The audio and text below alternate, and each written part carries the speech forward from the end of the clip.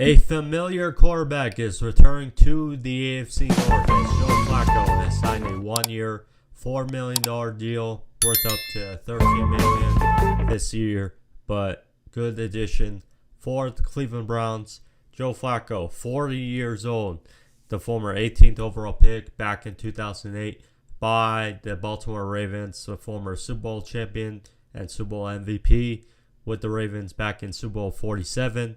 Of course, nobody returns to the Browns 1 year after serving with the Indianapolis Colts.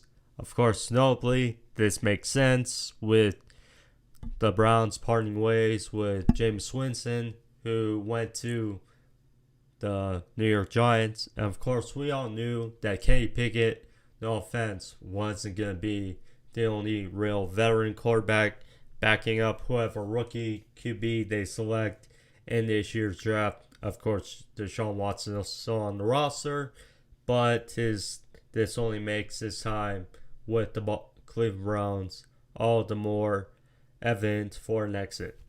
But yeah, Joe Flacco, 40 years old, 2 years ago with the Cleveland Browns when he was thrusted into that carousel of quarterbacks, signed, from his couch, literally. He did very well with the Browns down the stretch as their QB in the regular season.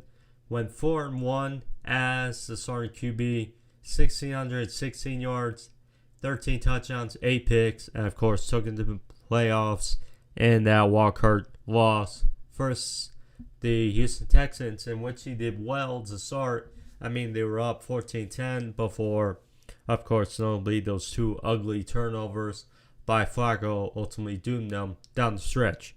And then last year, when, Anthony Richardson, was in and out, he was benched, he was hurt, etc. He still showed he could sling it. He started 6 games, did Flacco 2-4 as a starter, but still showed he has signs to throw the ball well. 1,761 yards, 12 touchdowns, and 7 picks he had last year. So will certainly bring something to the tank.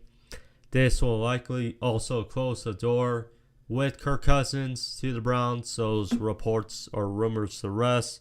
There's, of course, a possibility that he could still wind up on the Browns, but that doesn't seem all more likely, as they'll likely get probably Travis Hunter or Abdul Carter with the second overall pick, and then we'll see from there which quarterback they get. But congrats to Joe Flacco, and we'll see how he does this year on the Browns.